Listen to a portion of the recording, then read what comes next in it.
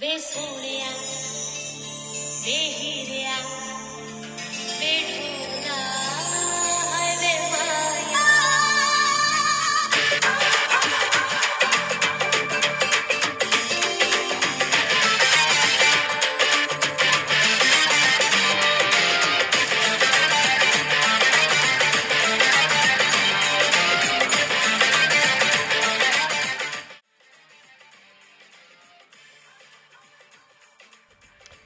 Hello, my name is Megan Allred, and you are listening to Women of the World, the podcast.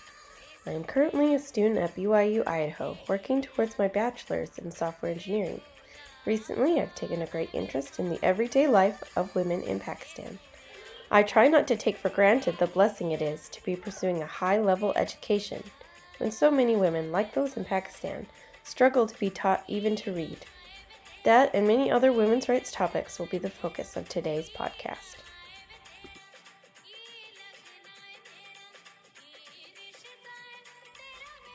There is just not a priority for educating women in Pakistan. The scientists and the experts can tell the country that it costs more money to not educate women than it does to educate them, but it doesn't seem to change much. There are several reasons why there is particularly low enrollment rates for women in Pakistan. It has to do with the things like early marriage interrupting a girl's education or families keeping their girls home because they need to have them work to bring money into the family. However, the future of women's education is slowly growing. There are a few foundations that are helping with money to provide these girls with school. Malala Yousafzai has started a foundation that has raised millions of dollars. She uses this money to build schools and pay for some of the students to receive tuition. She has helped over 1,000 women receive education.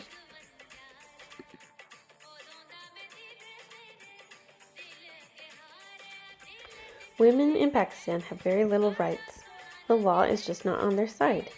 When General Zia took over the country, he planted some pretty chauvinistic seeds that changed the country from becoming progressive to becoming oppressive to women. Women have had a hard time just walking around without a male escort. However, the women are fighting back. They are banding together and marching and protesting for their rights. They want laws changed and men punished for the abuse that has been tolerated for far too long.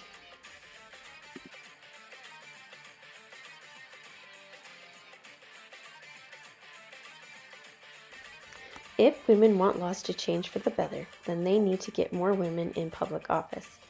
Pakistan has some of the lowest rates for women entrepreneurs in the whole world.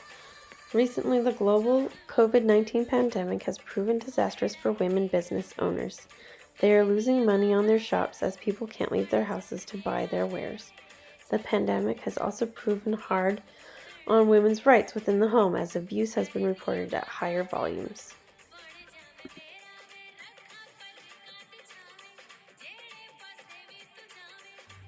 The fight for women's rights in Pakistan is an uphill battle. If good education for women can become the standard, then I believe we will see vast improvements in independence and political representation for women. Once women are able to represent themselves, they will be able to have some say about what laws need to be created or destroyed in order to protect their overall rights.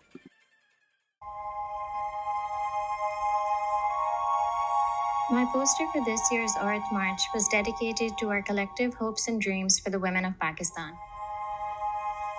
On top are women at the core of our economy, the home-based workers keeping our crafts alive, and the farmers who work in the fields.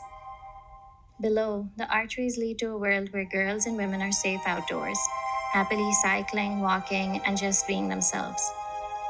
In the center is a girl pursuing her education.